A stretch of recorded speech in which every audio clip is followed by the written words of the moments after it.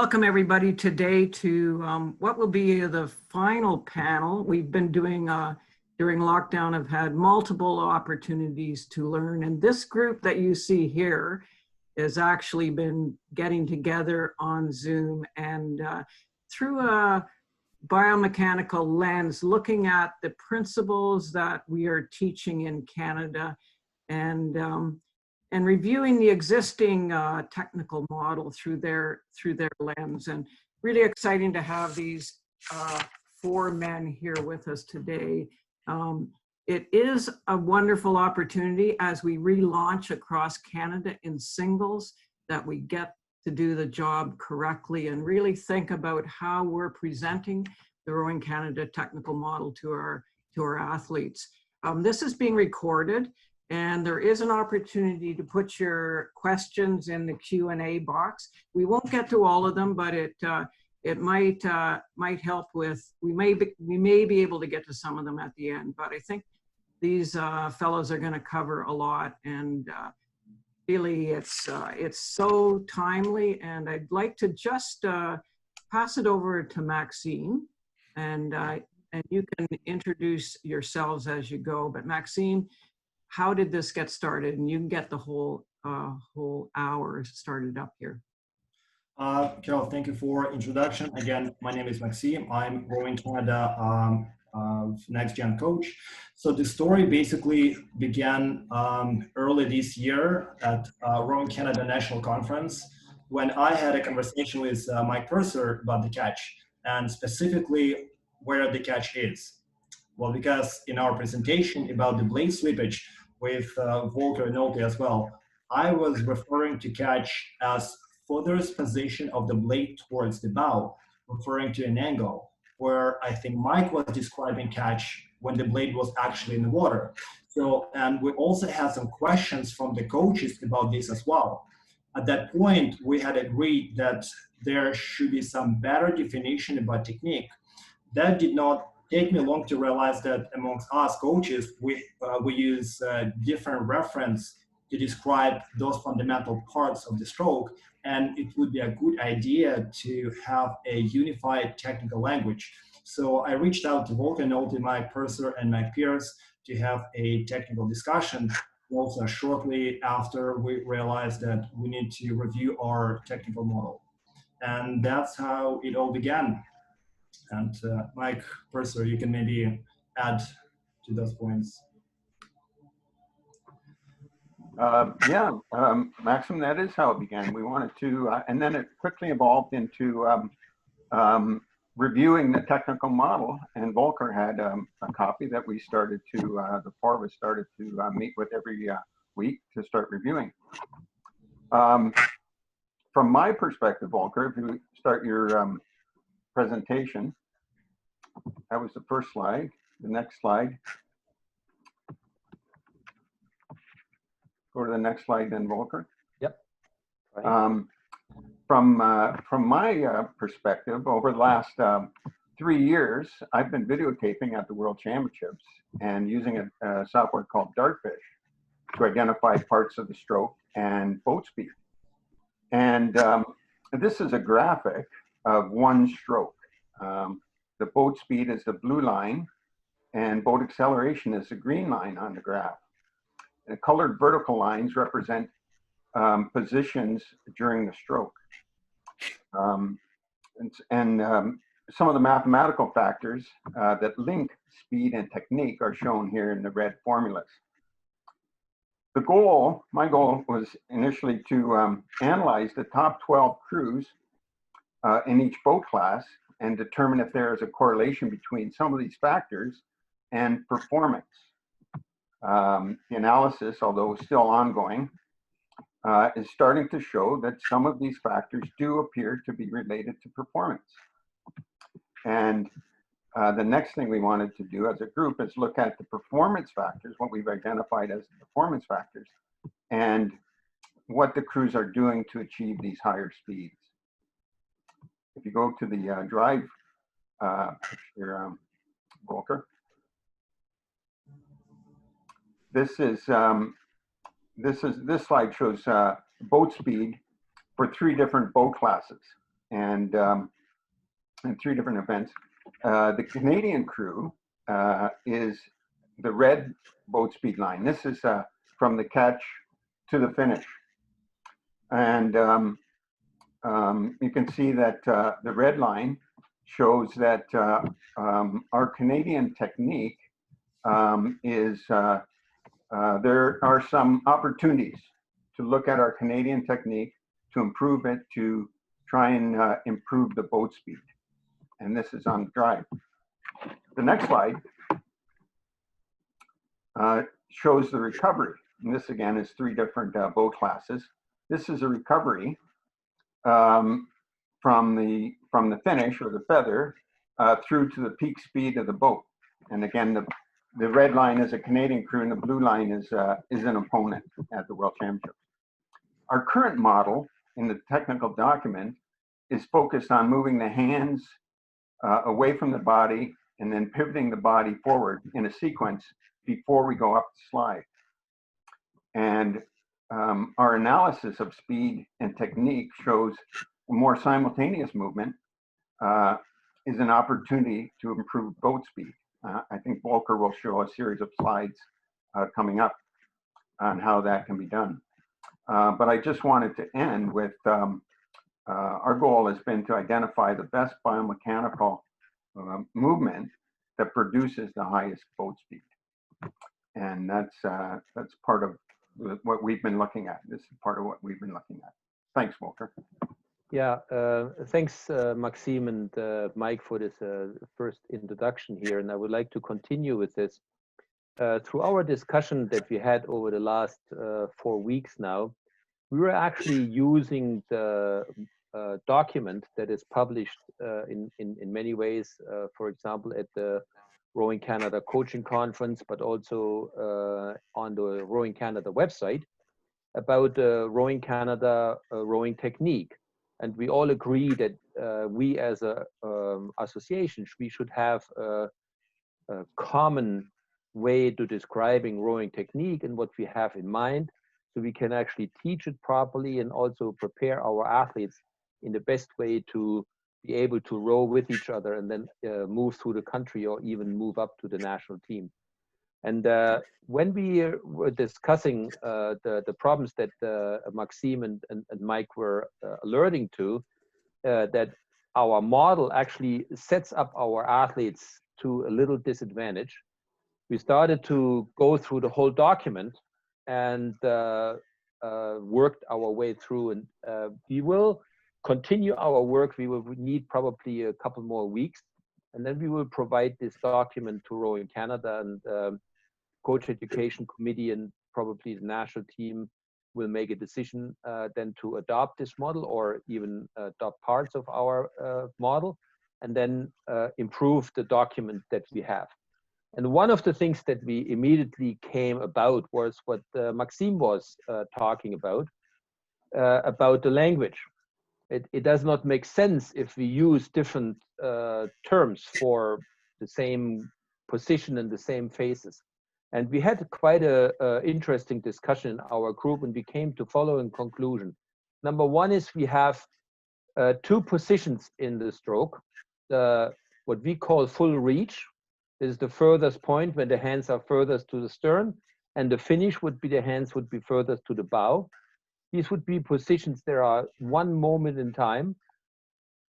And we were discussing to find the proper words. With the finish, we were very easy to convince that this was the right term. But at the catch, full reach, we were discussing what is the best word. And although catch is used quite dominantly, it has for everyone a little bit of a different explanation. And we believe that actually catch has something to do with movement so rather than position. Therefore, we propose that we, from now on in, we use actually full reach for the position when the hands are furthest to the stern.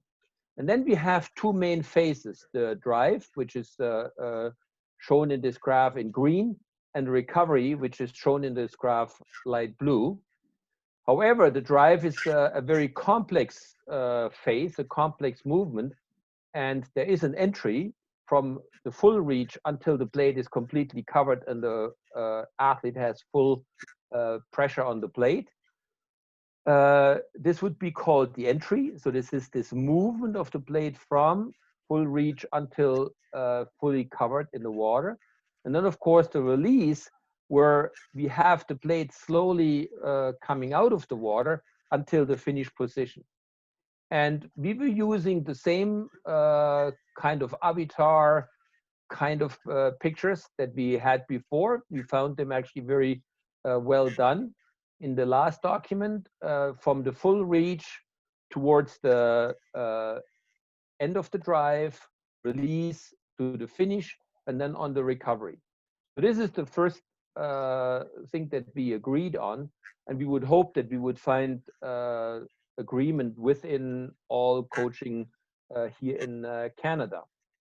And the next point is then we try to describe it. If these positions are correct, then we have to look at some biomechanical research and see what is actually happening on the foot stretcher, on the pin, to describe the movement properly. So we will actually propose language that I have here, and I don't want to go through every single one, but for example, we know from biomechanical research that immediately after the finish, the first part of the recovery is started with pulling on the foot stretcher. We have forces on the foot stretcher because whenever we move something out of the finish position, we have to get a force initiated, and the only place that it can happen is on the foot stretcher, right? And this, of course, then supports the initiation of the trunk that swings forward, hands moving together with the trunk, and so on. So we try to go from our definitions over with usage of biomechanical research to find the proper wording, how about the rowing technique is displayed. And then actually Mike showed us a very interesting analysis that he took, Mike Purcer, from the World Championships. And he has here obviously the women's sculler from Ireland, and she is the world champion, so she must do certain things correctly.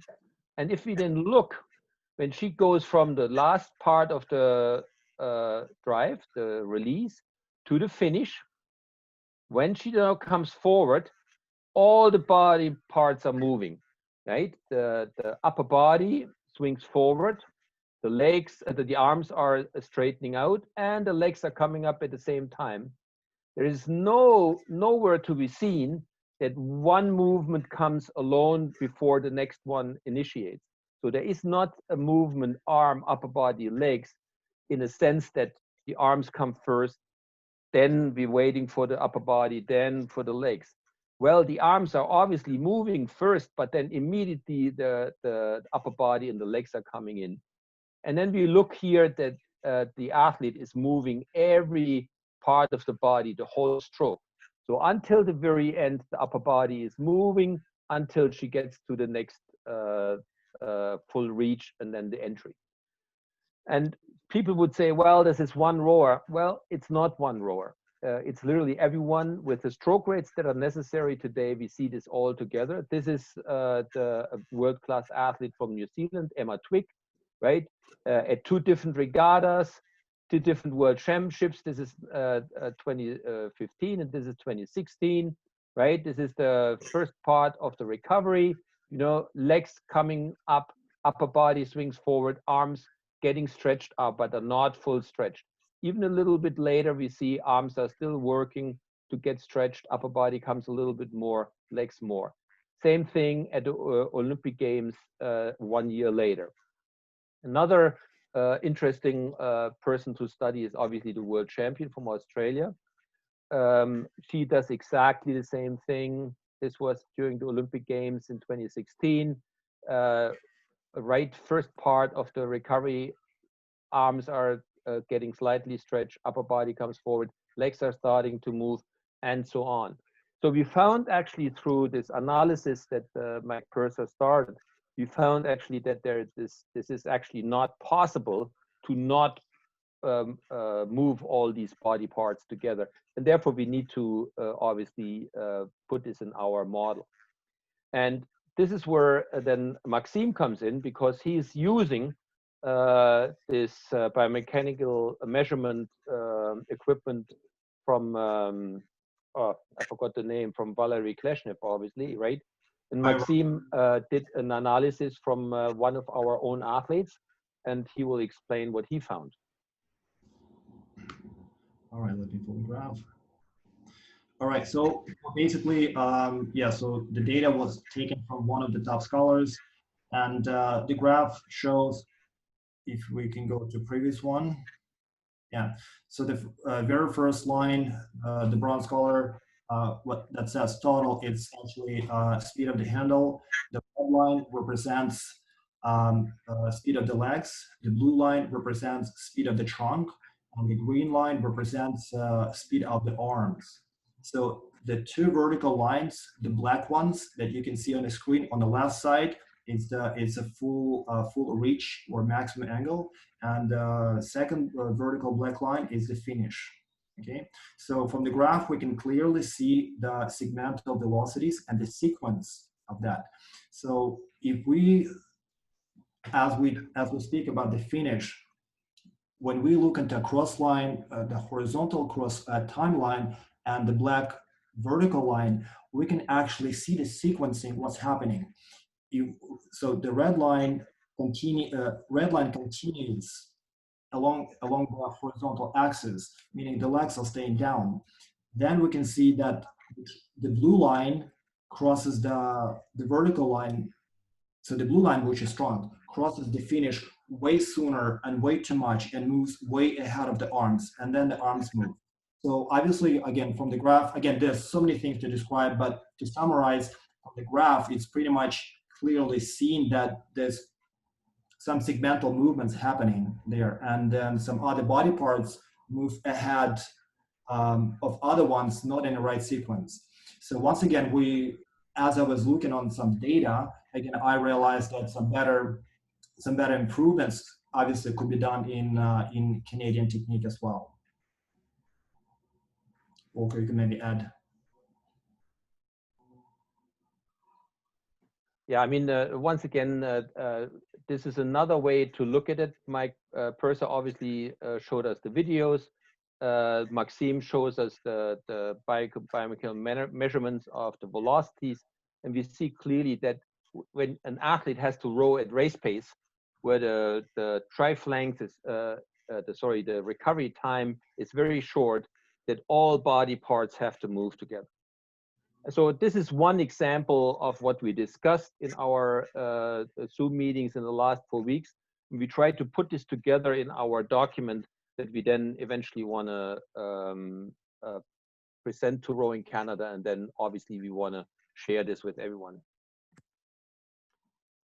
Carol, please, back to you. I have a question for Mike Purcer, and I'd like Volker, if you went back to the drive, the pictogram of the drive, no, the graph of the drive after the pictogram. Yeah, I will try. I just wanted you, Mike, to discuss. No, after, right back. Yeah, I will try. I try. It's so there is where I'm going with this is the flattening of the acceleration curve that you see across the board in Canadian crews. And we see an opportunity here, but can you explain what's happening, what you see from the video? Why is that flat curve on the drive phase happening? Can you explain that? And we talked about this in our meetings, Carol. Is my microphone on? Yes. I just want you this in our meetings several times, and we all recognize this. I believe we determined that the speed delay shortly after the blade is fully buried comes from the upper body engaging. and Maksym identified this with through Plezhnev's work as well. This is common to every crew, that there is a speed delay. The top crews are minimizing this by pushing further back. I think Mike Pearce could relate to what coaches are saying. I used to tell my athletes that once the heels are down, you can start opening the body. I think through our discussions in this group, we know now that you have to go down a little further with the legs before you open the body to avoid that speed wobble, that speed delay, which is a loss in boat speed. Yeah, and I'd like to pull in Mike Pearce here, because Mike Pearce brought to this panel the coach's eye, and Mike's been really successful with UBC crews for many, many years, and he's still one of us that are still in the coach boat. So from the coach boat perspective, Mike, what can you add to this discussion? Well, I think the interesting thing was that you know, I at times would be in sessions with these biomechanics guys and getting caught up in the graphs, but I mean, you've got to be able to turn it into practical language. And I think the piece that I was really taking away from my time working with these guys is that, you know, when you're giving technical feedback, you've got to make sure that it aligns really well with the actual science. You know, otherwise you can get off base. So improving the language is really key. So, for example, if you're just talking about the catch, it's very general, and you may be saying one thing as a coach, and your athletes might be thinking something entirely different. So I think by working through this model and trying to create more unified understanding of the model, it's going to make that discussion much more precise. You know, no matter where in the stroke you're talking about trying to create an improvement. If there's good alignment between the language and the science, you've got a better chance of having an impact. So I think that's what all this work is, and the improvements to the model have achieved here. Can you take a stab at, just as an example, you've been given this information, you've seen the graphs from Maksym or Mike, and there's that lull in the acceleration. How would you coach this? Yeah, so with something here specifically, I mean, this idea of the when the body gets stacked up too early and the legs sort of stall. I mean, you have this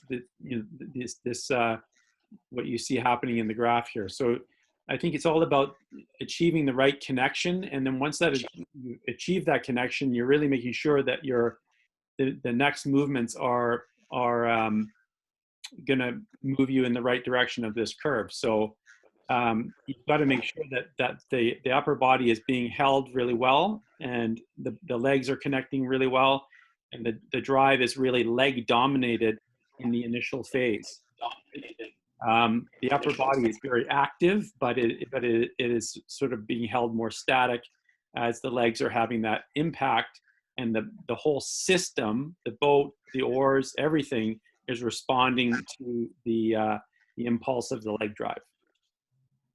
Thank you.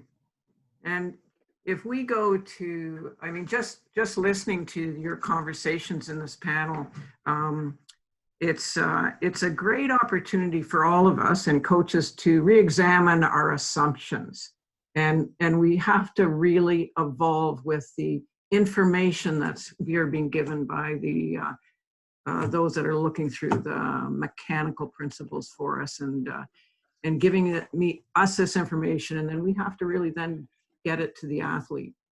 A couple of the questions that are appearing in our chat box, and we can address some of these. And if we go back to the release, because that's really probably something that's quite new. I mean, it's something that some athletes do very well, and other athletes are very slow getting out of the finish because we've coached this hands out, shoulders out, following. Mike, Mike Purcer, do you want to talk about what you've seen further on this? I think you're exactly right, Carol, that we teach these curves. What they show is that the other crews, some crews have been able to continue the acceleration right through that moment, or that moment that they're in the finish position. They're right away applying a force to the foot stops to accelerate the boat. And this is, I think we in the past, we taught our athletes right from day one, hands out straight, pivot forward, and then go up the slide. And I think this is now we're starting to see that this is not once you get to a racing stage, it's not the best way. It's not the best way to move the boat fastest.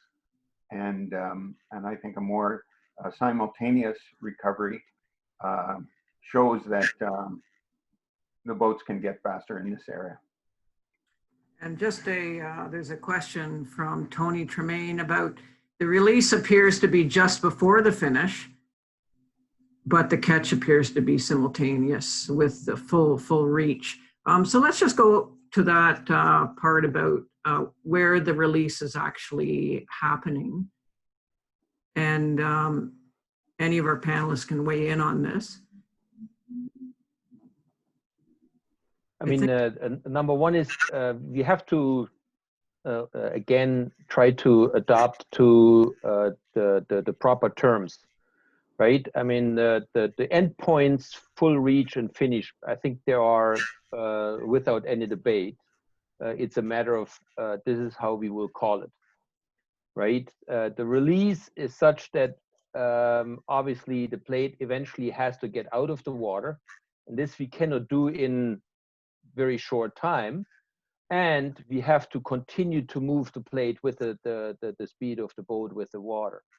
So we have to slowly get the plate, so to speak, out of the water, and this is of course a time when the plate is only partially covered, and therefore that's different than what we would call a full pressure on the plate.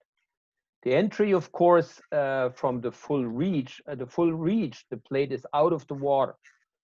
They cannot touch the water at this moment, because otherwise we would have a huge backsplash.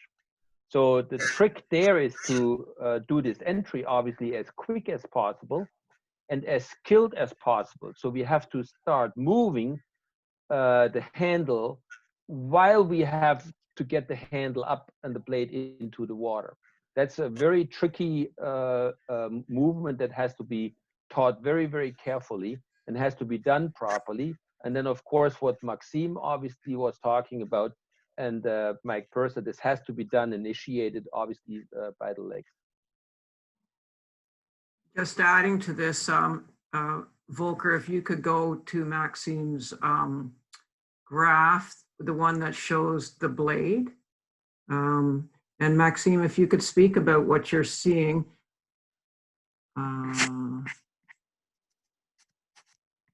So hang on, you need this one? Yeah, so Maksym, I want you just to speak about the oar angle, the blade angle there. I think the question was for the previous graph, Volker.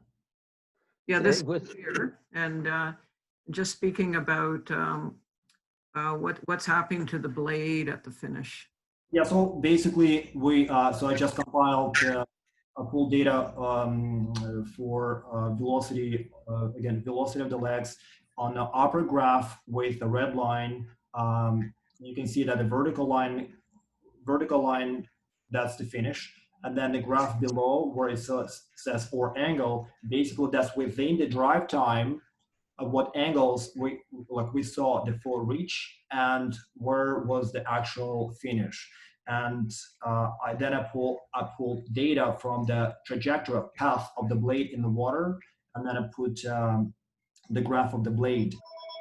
So the vertical line that crosses the angles, that's 0 degrees. That means when handles are or the shaft is perpendicular to the hull, to the boat. So you guys can see the reference, what that is.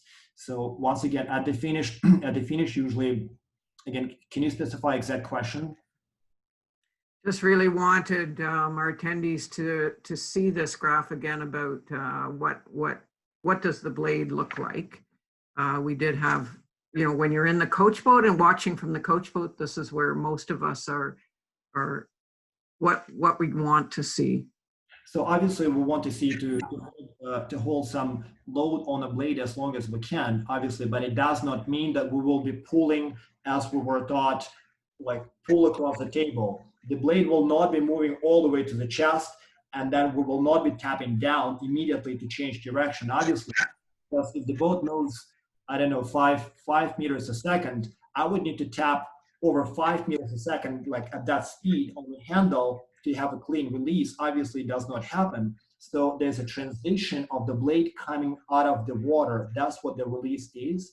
And you can see actually on the graph where the oar angles are, you can see about 15 degrees past zero. We can see that the blade is still vertical. It holds some pressure, right? And then gradually starts to feather to complete the stroke. So as you complete the stroke, the bottom of the blade moves towards the stern, because the boat passes the blade, right? It moves in the opposite direction. So that's basically it. And Mike Pearce, from your coach boat, if we go back to the recovery, we talk about a simultaneous body movement now out of the finish. Would you use that for novices? Let's go to novices. How will you coach the novice? Yeah, I think, you know, I mean, pretty much every coach in the country is going to tell you on the drive, it's legs, back, arms, and the recovery is going to be the reverse, right? And there's nothing wrong with that approach, but you've got to realize the limitations, right? If you keep going with that language, you know, legs, you know, arms, back, legs on the recovery, you can develop a very sort of mechanical feel to the stroke, and it's not really aligning very well with what's actually happening. So it's okay to use language that is appropriate for emphasis and creating a position that is critical and creating an understanding around it. But you can't stop there. You need to refine. So I think that's the key piece is the advice that you give to that novice needs to evolve over time. And Mike Purcer, you're nodding your head on that. Do you have something to add? Oh, Carol, no one, once you get into racing rate, it's impossible to get your arms totally straight forward and your body forward before you go up the slide. And I agree with Mike. It's a process, a learning process, and eventually you have to get to where you can be sequential or simultaneous in these movements. I think we have to remember why we drill and what are drills, and then putting drills back into what is moving our boat faster. And sometimes that doesn't happen, or the athlete doesn't hear the next steps. So we get stuck. And probably what you're speaking about is we would drill a novice on those mechanics, as you say, but then we move and put it in a more continuous flowing flow. Just watching some of the questions coming in, and you know, they're asking, is this information going to be available? And this is coming to an end, as Volker's saying, and it will be presented to the Coaching Education Committee. And then it would be right across the country, wouldn't it, Volker? What are your next steps? Well, I mean, every document in a certain way is a living document, because we will obviously learn new things. but it's correct what you said. We will plan to finish our work in 1 or 2 week time, and then present it to Colleen Miller, that she then can take it forward to the appropriate positions to get it approved. And if it's approved, then it will be published and will be the guiding document for the Rowing Canada rowing technique. It will go on the website, it will be presented at coaching conferences, and it will be made available in different forms. Okay. And I'm just watching some of the questions coming in here, and here's a question I throw out to the panel.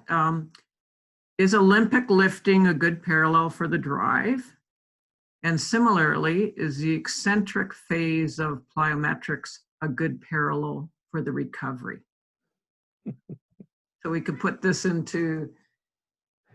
I mean, this is a very difficult language.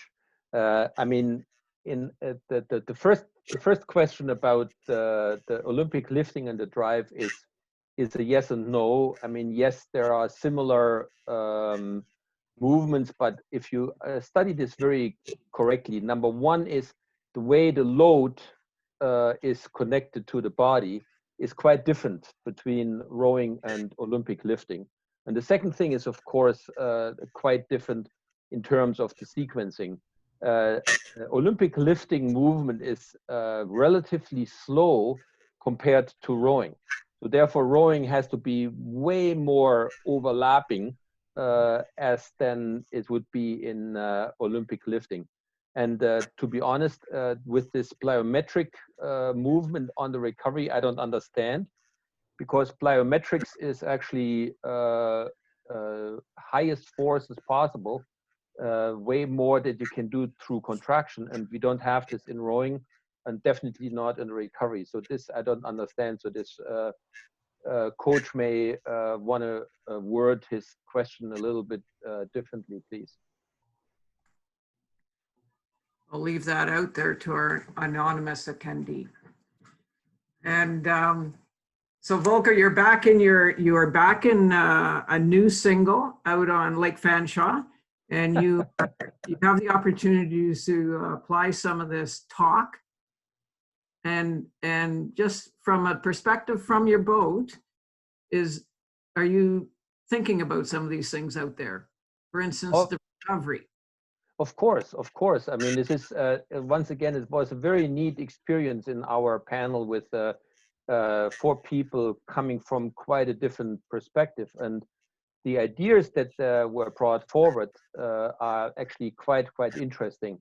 And yes, I tried this because for the longest time, I always tried to get the hands quickly out of the finish there and move forward. And I try to observe myself specifically at different stroke rates. And then I must say, with the newer view, it becomes clearer that this is the way to move. And I mean, you know, this is like always, you try and try. And sometimes it really works, and you can really feel the boat moving underneath you. And you feel that you get this movement together correctly. And it makes a lot of sense. This is probably one of the greatest things that could be happening right now with all our athletes and singles, to start to get that feel and experiment and find that feel of the recovery. And if we set up our workouts and our sessions, that there is that opportunity to experiment with that, because we're in this position now, we're not rushing to race, and we can really take advantage of this opportunity and really get our athletes and singles to learn the speed. When I just reflecting on some of the athletes I've had and originally trying to teach them just the sequencing of the finish, coming out of the finish, you know what? Just giving them space to learn, they didn't do that. They looked more like what Mike Purcer is delivering now and telling us, because these athletes and singles figured it out very quickly on what it takes to keep the boat moving, get the best run possible on the recovery. Maxime, what from Burnaby Lake? you're back out with athletes and must be quite exciting. Yes, very exciting, and I'm excited. Everyone is excited, and of course, you want to hold the horses a little bit because people get back in the water and they want to push the gas pedal right away. And that's the hardest part in rowing patience, right? And if you master patience, then you can have a good progression. And so far, once again, so far it's a delight to get back on the water, and definitely. Once again, it's really important to, again, speed is not really the major goal, but really to be focused on proper sequencing and establishing some good blade work and getting the feel of the boat again before we start working on something specific.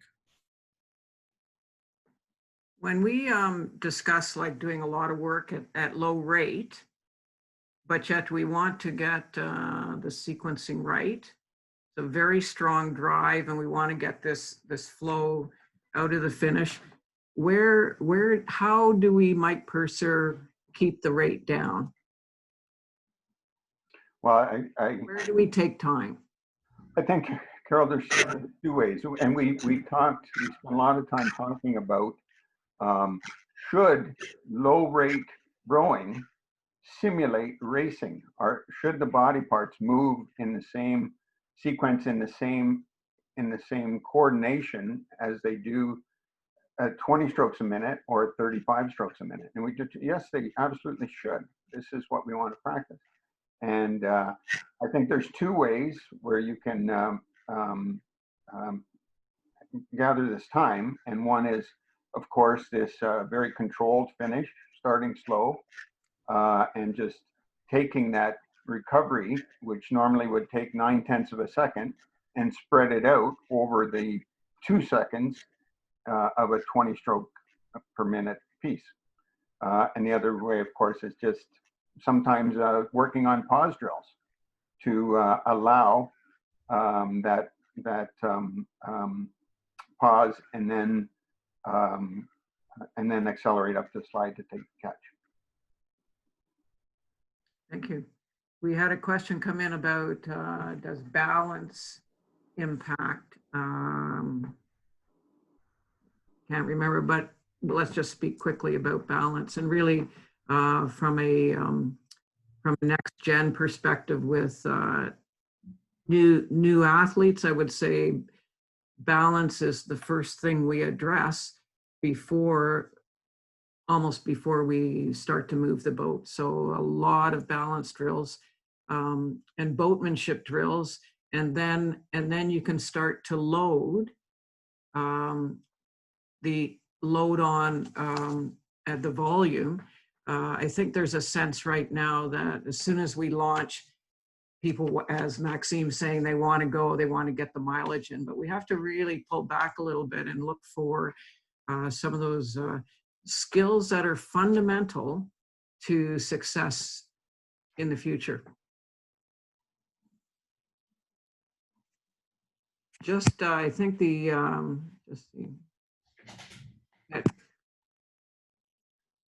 some of the questions coming in when training at lower rates are their slides that show the same motions, and Mike Purcer, you've just addressed this. And then there's just some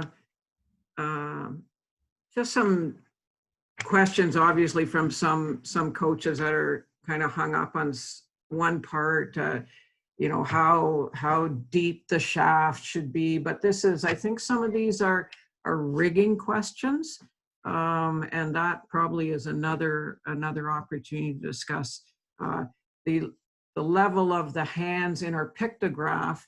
Is that where you want the hands? Or and again, I think that some of it is setting up the athletes in the boat correctly and comfortably, and just the rigging and just making sure the blade is covered is we'll look after that, but you can't force or try to change the depth of the blade once you put the blade in. So this is up to us, the coaches, to get the rigging correct. Does anybody want to add to that? Mike Pearce. Yeah, I mean, I think like it's super important to have people being comfortable. We can't achieve anything if we're not comfortable. Like if we want to talk about balance, I mean, balance is a product of doing a lot of other things right. And if you're starting from a place that's compromised in any way, like you don't have enough space for your hands, or you know, the foot stretcher is not in the right position, that you're going to have a much more difficult time. So finding that relaxed, efficient position is super important. Step number one.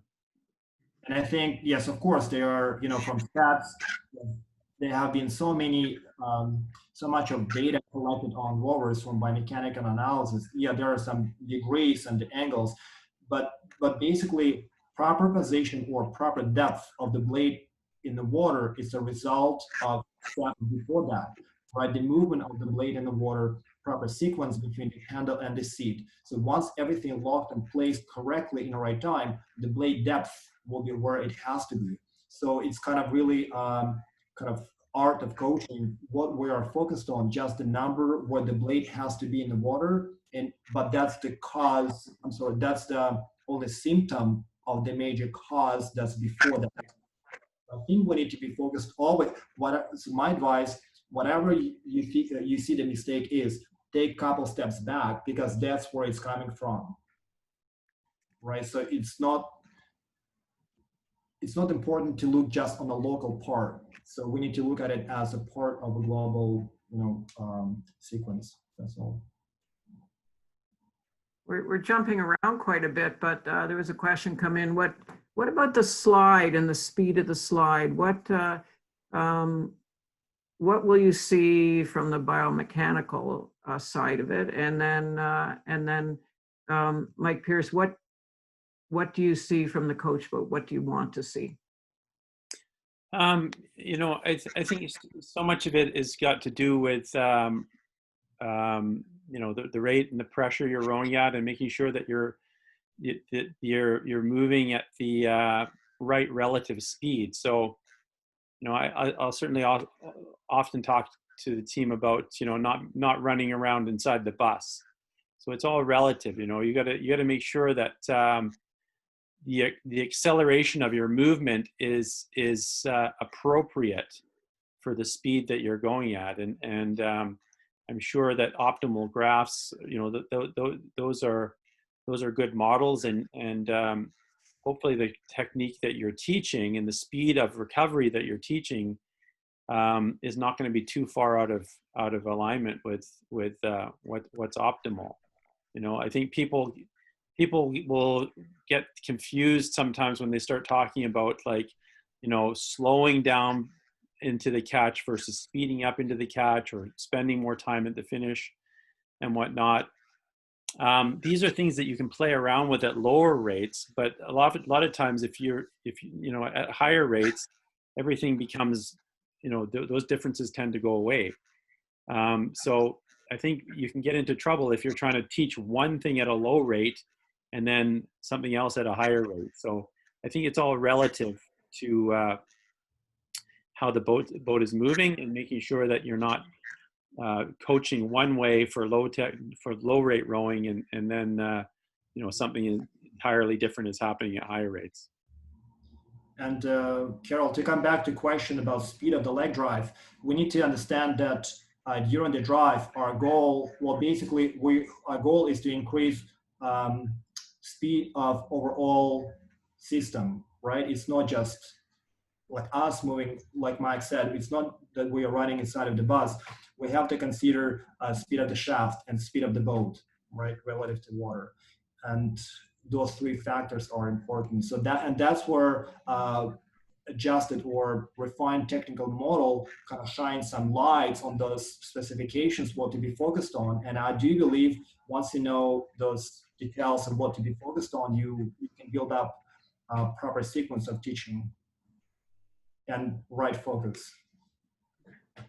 If we could summarize really what, when you came together, the four of you, what were the biggest greatest gaps, and Mike, you say it well. What's the greatest opportunity for us in Canada to raise the bar?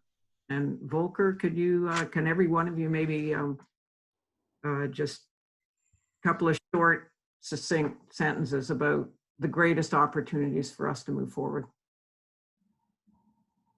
I mean, it's once again, I think it's important that we keep an eye on what is the newest research and what is actually happening in reality and what can be done, right? And then as Mike Pearce said before, if you obviously have time on a lower stroke rate, you can try all kinds of things, so to speak, as a drill, right? But then in order to really get into the movement that you want to prepare for racing, you should try to get the right combination of speeds and so on, right? The neat thing is the group that we had there is looking into the rowing technique from different perspectives and try to bring it to whatever the newest research point of view, research from biomechanics. I think it's really really exciting to be able to relook at where we are and move forward as a group. And the information that's coming out from your group and others who are really sort of rethinking how to deliver a better product in Canada is exciting. So thank you for sharing your work, and good luck.